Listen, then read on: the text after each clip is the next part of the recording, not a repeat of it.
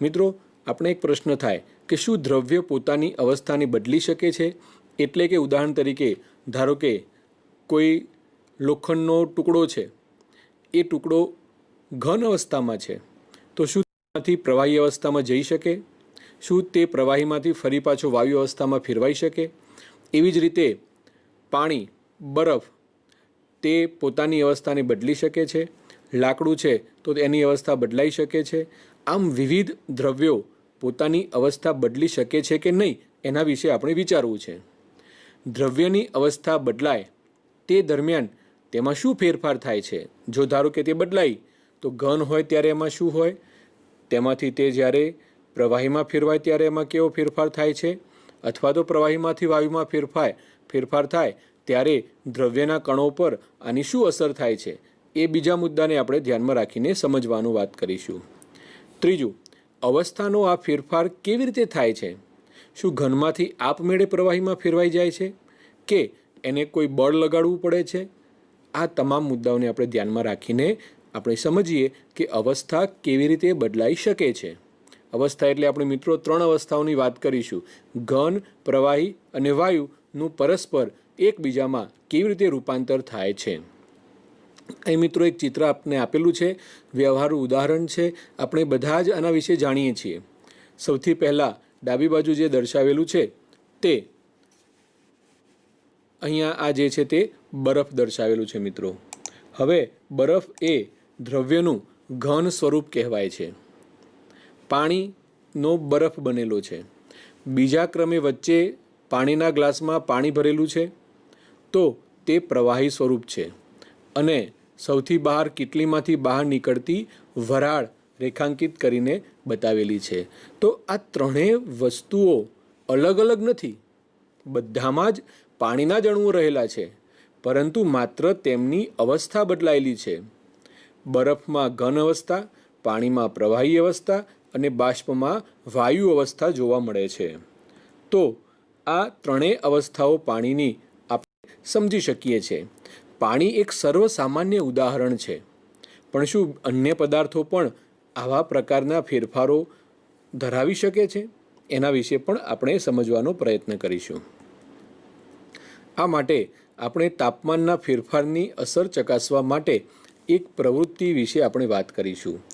અહીં આપણે પાઠ્યપુસ્તકને આધારે પ્રવૃત્તિ 1.12ને સમજવાની છે કે જેમાં જ્યારે બરફને ગરમી આપવામાં આવે ત્યારે એના પર શું અસર થાય છે અને જ્યારે પાણીને ગરમી આપવામાં આવે ત્યારે એના પર શું અસર થાય છે, એના અવલોકનોની આપણે નોંધ કરવાની છે. અહીંયા એ માટે આપણે સૌથી પહેલાં એક બીકરમાં આશરે 150 ગ્રામ જેટલા બરફના ટુકડા લઈ અને થર્મોમીટરનો બલ્બ એટલે મિત્રો જેમાં પારો ભરેલો હોય એનો એ ભાગ, એને થર્મોમીટરનો બલ્બ કહેવાય. એને આપણે બરફના ટુકડાના સંપર્કમાં રહે એવી રીતે ગોઠવવાનો છે. તો જો મિત્રો અહીંયા આ થર્મોમીટર છે, બીકરમાં આપણે થોડોક બરફ લીધો છે અને અહીં લાલાશ પડતો જે ભાગ જોવા મળે છે તે પારો દર્શાવે છે અને તે થર્મોમીટરનો બલ્બ છે જેને આપણે એમાં ગોઠવેલો છે. આગળ સમજીએ. ધીમા તાપે બીકરને ગરમ કરવાનું શરૂ કરવાનું છે અને જ્યારે બરફ પીગળવા માંડે ત્યારે આપણે તેનું તાપમાન નોંધી લેવાનું છે. અહીંયા આપ જોઈ શકશો કે થર્મોમીટરમાં એક પાતળી લાલ રંગની ઊભી લીટી આપણને જોવા મળે છે.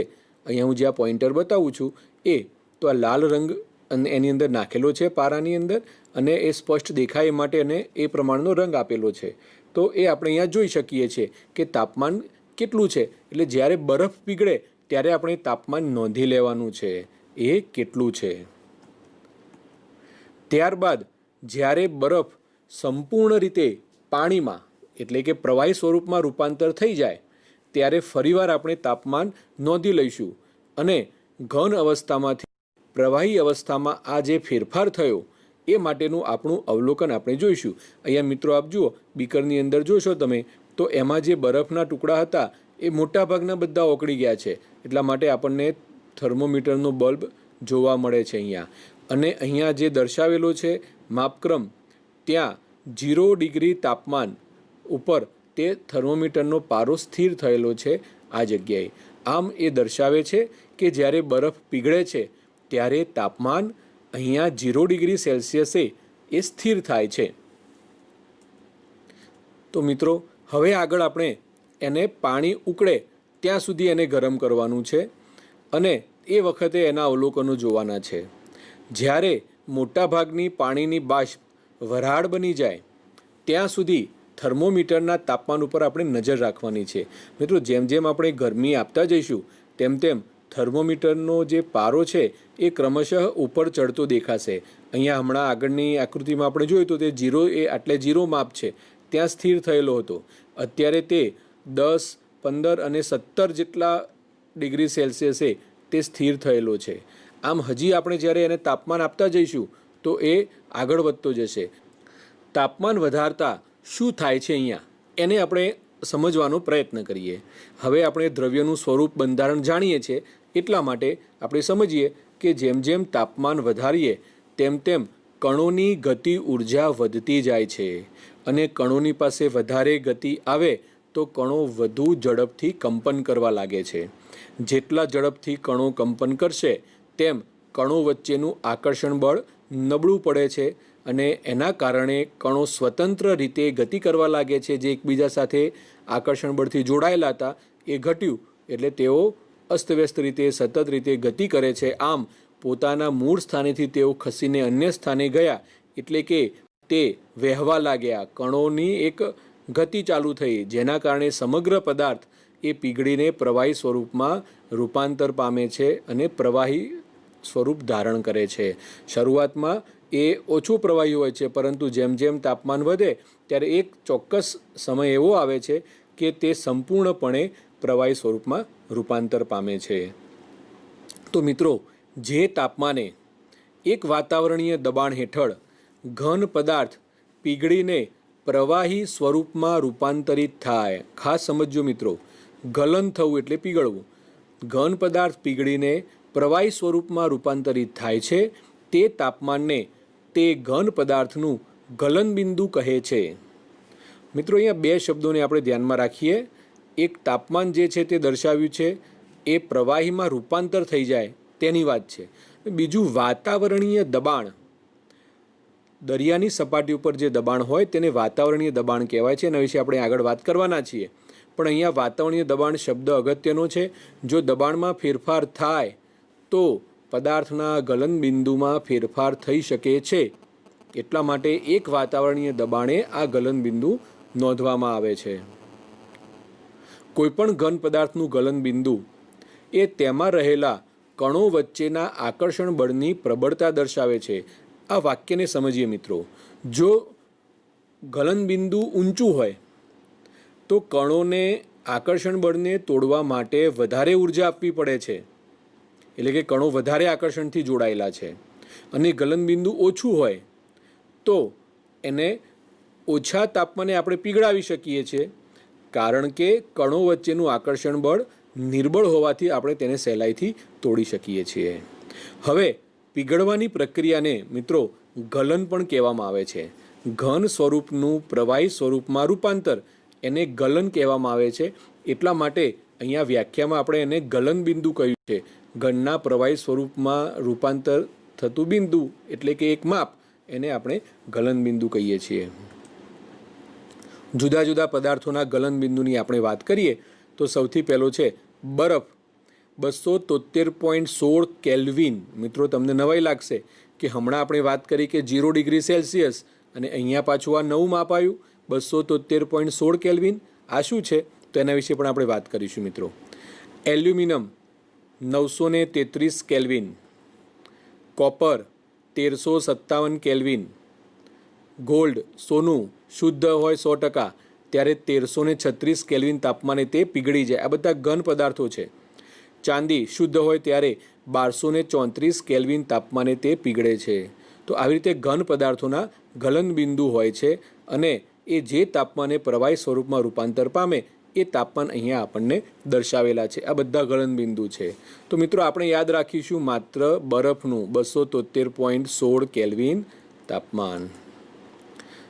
હવે તાપમાનનો આંતરરાષ્ટ્રીય એસઆઈ એકમ કેલ્વિન છે। જૂના સમયમાં તાપમાન માપવા માટે આપણે ડિગ્રી સેલ્સિયસ માપક્રમ રાખતા હતા, પરંતુ હવે એની જગ્યાએ કેલ્વિન એકમને આંતરરાષ્ટ્રીય પ્રમાણિત એકમ ગણવામાં આવે છે.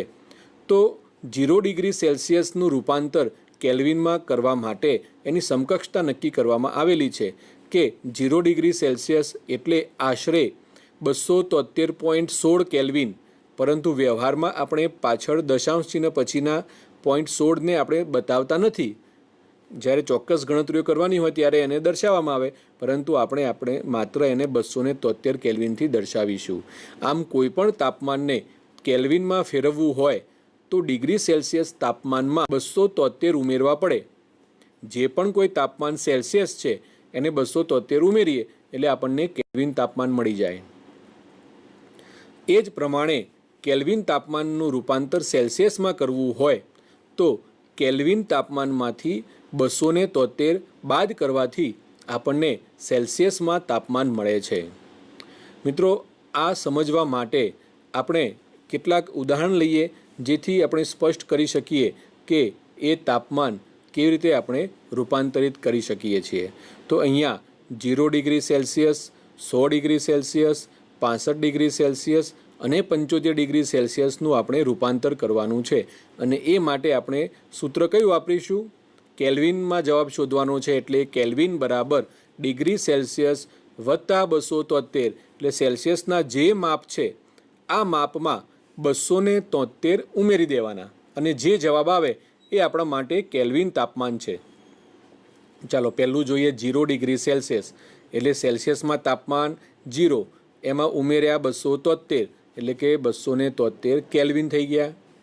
100 ડિગ્રી સેલ્સિયસ, 100 વત્તા ઉમેર્યા 273 બરાબર 373 કેલ્વિન. 65 ડિગ્રી સેલ્સિયસ, 65 વત્તા 273 તો ઉમેરવાથી મળે છે 338 કેલ્વિન. અને 75 ડિગ્રી સેલ્સિયસ તો 75 વત્તા 273 અને બંનેને ઉમેરવાથી 348 કેલ્વિન મળે છે. તો આમ કેલ્વિન અને સેલ્સિયસનું રૂપાંતર આપણે જોયું, જેમાં સેલ્સિયસમાંથી આપણે કેલ્વિનમાં રૂપાંતર કર્યું. હવે આપણે થોડાક ઉદાહરણ એવા જોઈએ કે જેને કેલ્વિન તાપમાનમાંથી સેલ્સિયસમાં ફેરવેલું હોય. તો 0, 273, 370 અને 445 આ 4 ઉદાહરણ દ્વારા આપણે એને સમજીએ. જો એના માટે આપણે આ સૂત્ર વાપરીશું. કેલ્વિનમાંથી સેલ્સિયસમાં રૂપાંતર કરવા માટે કેલ્વિનમાંથી 273 બાદ કરવા પડે, કારણ કે કેલ્વિન એ સેલ્સિયસ કરતાં 273 જેટલું વધારે છે. 0 કેલ્વિન એટલે કેલ્વિન તાપમાન 0 છે, એમાંથી 273 બાદ કરવા પડે એટલે -273 ડિગ્રી સેલ્સિયસ તાપમાન અહીં નોંધાય છે. 273 કેલ્વિન, 273 ઓછા 273 0 ડિગ્રી સેલ્સિયસ. એ જ પ્રમાણે 370 કેલ્વિન લઈએ તો 370માંથી 273 કેલ્વિન બાદ કરીએ તો 97 ડિગ્રી સેલ્સિયસ આપણને મળે છે. એ જ પ્રમાણે 445 કેલ્વિન, 445 કેલ્વિનમાંથી આપણે 273 અંકને બાદ કરવાનો, જે જવાબ આવે 172 એ સેલ્સિયસ માપ બતાવે છે. આમ એક તાપમાનના માપક્રમનું બીજા તાપમાનમાં કેવી રીતે રૂપાંતર કરી શકાય એ આપણે ખાસ ધ્યાનમાં રાખીશું. હવે મોટાભાગના આપણા પાઠ્યપુસ્તકોમાં કેલ્વિન તાપમાનનો ઉલ્લેખ કરેલો હશે. સેલ્સિયસનો પણ કોઈ વાર ઉલ્લેખ કરેલો હોય છે જૂના પાઠ્યપુસ્તકોમાં. તેથી આપણને આ બંનેનો સંબંધ સમજવો જરૂરી છે. બંને માપક્રમ અત્યારે વ્યવહારમાં ઉપયોગી જ છે. એટલા માટે જ્યારે કોઈ એક તાપમાનમાં માપ આપ્યું હોય ત્યારે આપણે બીજામાં રૂપાંતર કરવા માટે આ સૂત્રો જરૂરી છે. હવે આગળ આપને મેં વાત કરી હતી મિત્રો કે જ્યારે કોઈ ઘન પદાર્થ ગલન થાય છે, જેમ કે બરફમાંથી પાણીમાં એનું રૂપાંતર થયું, આ વખતે એ તાપમાન થર્મોમીટરમાં એક ધારું અચળ જળવાઈ રહે છે. તો આપણને પ્રશ્ન થયો કે ગરમી જે આપણે આપીએ છીએ એ બધી ગરમી ક્યાં ગઈ? આપણે જે પણ કોઈ ઉષ્મા ઉર્જા આપી છે એ ઉષ્મા ઉર્જા ક્યાં જાય છે એના વિશે આપણે સમજીએ મિત્રો. ગલનબિંદુ સુધી પહોંચ્યા બાદ જ્યાં સુધી સંપૂર્ણ બરફ ગરમી આપવા છતાં તાપમાન અચળ રહે છે. સંપૂર્ણ બરફ પીગળી જાય ત્યાં સુધી એ તાપમાન અચળ રહે છે. બીકરને ગરમી આપવા છતાં પણ તાપમાન અચળ જળવાય છે. એટલે આપણે એને તાપમાન આપવાનું ચાલુ જ રાખીએ, ગરમી આપવાનું, તેમ છતાં એ થાય છે. તો આવું શા માટે થાય છે? આપણે એને અંદર જે થતો ફેરફાર છે એ સમજીએ. જ્યારે પદાર્થના જે કણો છે બરફના, એ વચ્ચેનું પારસ્પરિક આકર્ષણ બળથી ઉપર જઈને દ્રવ્યની અવસ્થાને બદલવા માટે ઉષ્માનો ઉપયોગ થાય છે. એટલે કે આપણે જે પણ કોઈ ઉષ્મા આપીએ છીએ એ શાના માટે વપરાય છે? તો દ્રવ્યના કણો વચ્ચેના આકર્ષણ બળને તોડવા માટે એ ઉર્જા વપરાય છે, જે તાપમાનમાં ફેરફાર દર્શાવતો નથી. આમ બરફ આપણે આ ઉષ્મા જે આપીએ છીએ એને શોષી લે છે. શોષી લે છે મતલબ કે એની વચ્ચેના જે કણો છે એના આકર્ષણ બળને તોડવા માટે તે વાપરે છે. આમ એ ઉષ્મા ઉર્જા આપણને તાપમાનમાં થર્મોમીટરમાં પ્રદર્શિત થતી નથી, કારણ કે તે તો શોષાઈ ગઈ કણો દ્વારા. એ તાપમાન દ્વારા એના ફેરફાર માટે વપરાઈ ગઈ છે, એટલા માટે. તો આ ઉષ્મા ઉર્જા બીકરમાં રહેલા સંઘટકો, એટલે કે જે પણ કંઈ ઘટકો છે, પાણીના કણો છે, એની અંદર છુપાઈ જાય છે અથવા તો એમાં અદૃશ્ય થઈ જાય છે. એટલા માટે તેને ગુપ્ત ઉષ્મા કહેવાય છે. ગુપ્ત ઉષ્મા એટલા માટે કહેવામાં આવી મિત્રો કે ઉષ્મા આપીએ છીએ તેમ છતાં એની અસર દેખાતી નથી થર્મોમીટર ઉપર. એટલા માટે એને ગુપ્ત ઉષ્મા, લેટેન્ટ હીટ કહેવામાં આવે છે. એના માટે એક વ્યાખ્યા બાંધેલી છે, ગલનગુપ્ત ઉષ્મા. પદાર્થના ગલન બિંદુ જેટલા તાપમાને એક વાતાવરણ દબાણે, મિત્રો શબ્દોને ખાસ સમજવાના છે વ્યાખ્યાની અંદર, તો જ તમને સમજાશે આનો સિદ્ધાંત અથવા તો એના પાછળની જે સંકલ્પના છે તે. ગલન બિંદુ જેટલા તાપમાને, હવે ગલન બિંદુ જેટલું તાપમાન, ઉદાહરણ તરીકે બરફ લઈએ તો બરફનું ગલન બિંદુ કેટલું? તો 0 ડિગ્રી સેલ્સિયસ અથવા તો 273 કેલ્વિન. આટલા તાપમાને એક વાતાવરણ દબાણે, આપણે દબાણ પણ રાખીશું એક વાતાવરણ, 1 કિલોગ્રામ ઘન પદાર્થ, એટલે અહીં આપણે બરફ લીધો છે તો 1 કિલોગ્રામ જો બરફ લેવામાં આવે અને એ સંપૂર્ણપણે પ્રવાહી અવસ્થામાં રૂપાંતર થઈ જાય ત્યાં સુધી જેટલી ઉર્જા આપણે આપીએ તેને, એ તમામ ઉર્જા અહીંયા તાપમાનના વધારામાં દેખાતી નથી. એટલે એને ગલનગુપ્ત ઉષ્મા કહેવામાં આવે છે. તો મિત્રો વ્યાખ્યાને ફરીથી યાદ કરી લઈએ.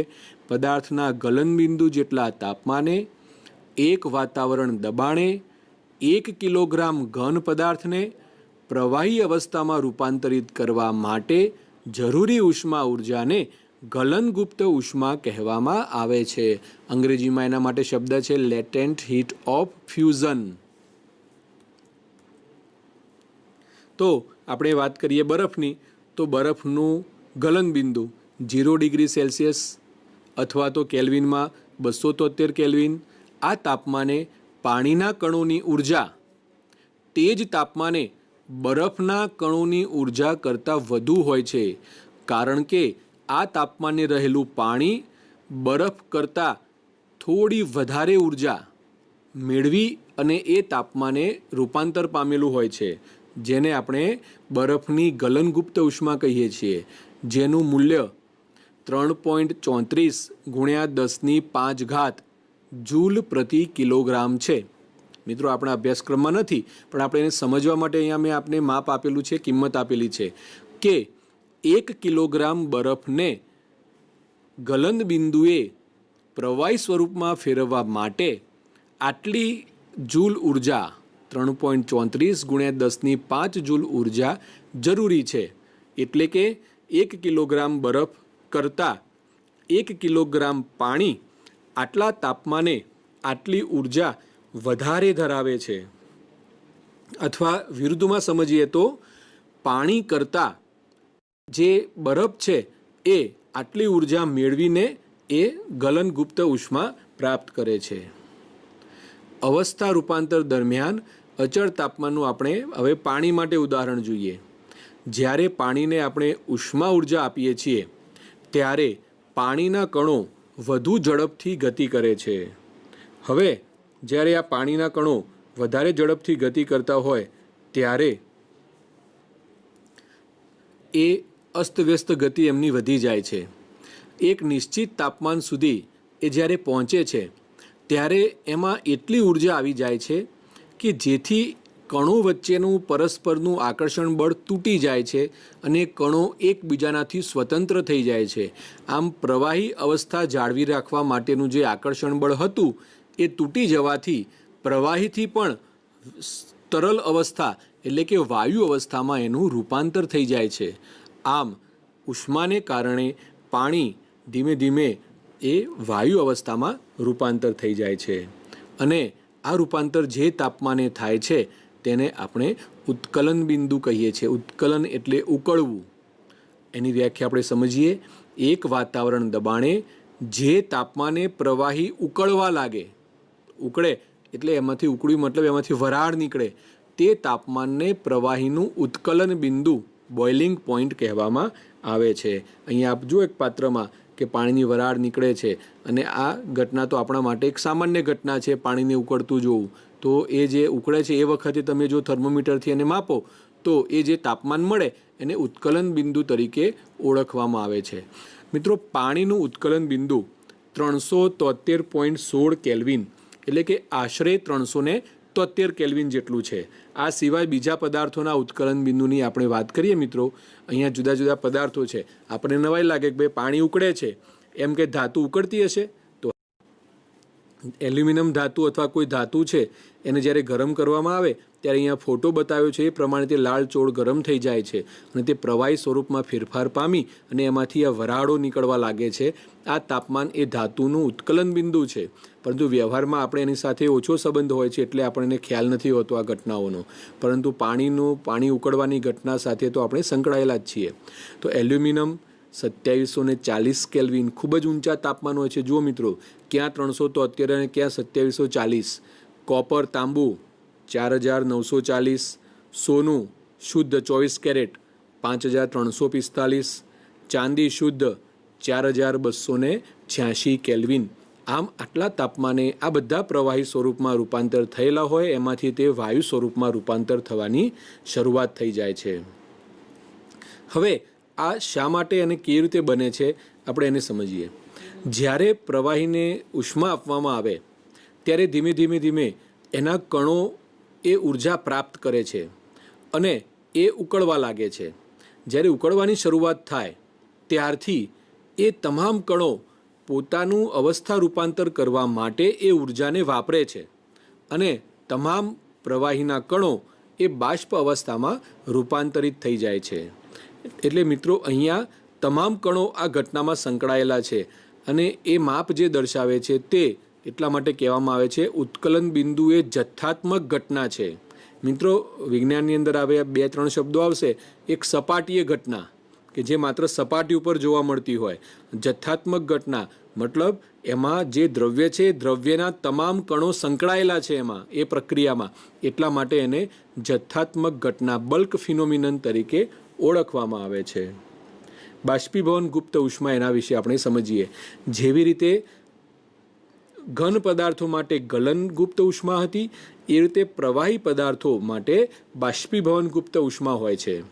પદાર્થના ઉત્કલન બિંદુ જેટલા તાપમાને, વ્યાખ્યા એ જ છે મિત્રો, પણ અહીંયા ખાલી આપણે અવસ્થા રૂપાંતર બદલવાની છે. પદાર્થના ઉત્કલન બિંદુ ગલનગુપ્ત ઉષ્મામાં ગલન બિંદુ હતું. જેટલા તાપમાને એક વાતાવરણ દબાણે 1 કિલોગ્રામ પ્રવાહી પદાર્થને વાયુ અવસ્થામાં રૂપાંતરિત કરવા માટે જરૂરી ઉષ્મા ઉર્જાને બાષ્પીભવન ગુપ્ત ઉષ્મા કહેવામાં આવે છે. લેટેન્ટ હીટ ઓફ વેપોરાઇઝેશન. આમ 1 કિલોગ્રામ જેટલું પાણી લઈએ અને ઉત્કલન બિંદુએ એક વાતાવરણ દબાણે આ તમામ પાણી વરાળમાં રૂપાંતર થઈ જાય અને જેટલી ઉર્જા આપવી પડે તેને કહેવાય બાષ્પીભવન ગુપ્ત ઉષ્મા. હવે પાણીની વાત કરીએ તો 100 ડિગ્રી સેલ્સિયસ ઉત્કલન બિંદુ છે, 373 કેલ્વિન કેલ્વિનમાં માપ છે એનું. તો આ તાપમાનને પાણીના કણો કરતાં તે વધુ ઉર્જા ઉષ્મા ધરાવતી હોય છે. આવું એટલા માટે થાય છે કે જ્યારે વરાળ બને છે ત્યારે વરાળનું રૂપાંતર થવા માટે પાણીના કણોએ બાષ્પીભવન ગુપ્ત ઉષ્મા જેટલી વધારે ઉષ્મા શોષણ કરી લીધેલી હોય છે. આમ 373 કેલ્વિને પાણી પણ હોઈ શકે અને પાણીની વરાળ પણ હોઈ શકે, બંને હોય, પરંતુ એમાં જે વરાળના કણો છે એ આટલી ઉર્જા વધારે સમાવેલી હોય છે, એટલા માટે વધારે દજાડે છે, વધારે દાહક હોય છે, વધારે ઉષ્મા ધરાવે છે વરાળ. પાણી કરતાં વરાળ વધારે ઉષ્મા ધરાવે છે. આમ આપણે જોયું કે તાપમાનના ફેરફારથી આપણે શું કરી શકીએ છીએ મિત્રો. આપણે તાપમાનને બદલીને પદાર્થને એક અવસ્થામાંથી બીજી અવસ્થામાં રૂપાંતરિત કરી શકીએ છીએ. આપણે જોયું કે આ ચિત્ર દ્વારા આપણે સમજીએ કે સૌથી પહેલાં આપણે શું કર્યું, ઘન અવસ્થા એટલે કે બરફ, એને ગરમી આપી, ઉષ્મા આપી, તો તે પ્રવાહી અવસ્થા એટલે પાણીમાં રૂપાંતર થાય છે. હવે આ પ્રવાહી અવસ્થાના પાણીને ફરીથી ગરમી આપવામાં આવે, ઉષ્મા આપવામાં આવે, એટલે તે વાયુ અવસ્થામાં રૂપાંતર થાય છે. આમ ઘન અવસ્થામાંથી ગલન બિંદુએ પ્રવાહી અવસ્થા આવે છે, પ્રવાહી અવસ્થામાંથી ઉત્કલન બિંદુએ વાયુ અવસ્થા આવે છે. આમ અહીંયા તાપમાનના ફેરફારને કારણે એક અવસ્થામાંથી બીજી, બીજીમાંથી ત્રીજી એવી રૂપાંતર શક્ય બને છે. હવે આપણે એને થોડું વિરોધી વિચારીએ. જો વાયુ અવસ્થામાં રહેલી જે પાણીની વરાળ છે એ વરાળને વિપરીત એટલે કે ઠંડી પાડીએ તો શું થાય? તો જેમ જેમ વરાળને આપણે ઠંડી પાડીશું તેમ તેમ તે પ્રવાહી અવસ્થામાં રૂપાંતરિત થશે. આ પ્રવાહીને આપણે ફ્રીઝરમાં મૂકી દઈએ તો પ્રવાહી અવસ્થા ઠંડી થતાં પાણીનું બરફમાં રૂપાંતર થાય છે. આમ અહીંયા ઉષ્માનો ઘટાડો થાય છે. જ્યારે ઘન અવસ્થામાંથી પ્રવાહીમાં, પ્રવાહીમાંથી વાયુમાં ઉષ્માનો વધારો થતો જાય છે. ઘન અવસ્થા કરતાં પ્રવાહી અવસ્થા એક જ તાપમાને વધારે ઉષ્મા ધરાવે, પ્રવાહી કરતાં વાયુ અવસ્થા એક જ તાપમાને વધારે ઉષ્મા ધરાવે છે. જ્યારે ઠંડાઈમાં એના કરતાં ઉલટું છે કે આ પ્રમાણે વાયુ કરતાં પ્રવાહી અવસ્થા વધારે ઠંડક અને પ્રવાહી કરતાં ઘન અવસ્થા વધારે ઠંડક એક જ તાપમાને ધરાવતા હોય છે. તો આ રીતે આપણે તાપમાનના ફેરફારની અસરને સમજી શકીએ છીએ મિત્રો.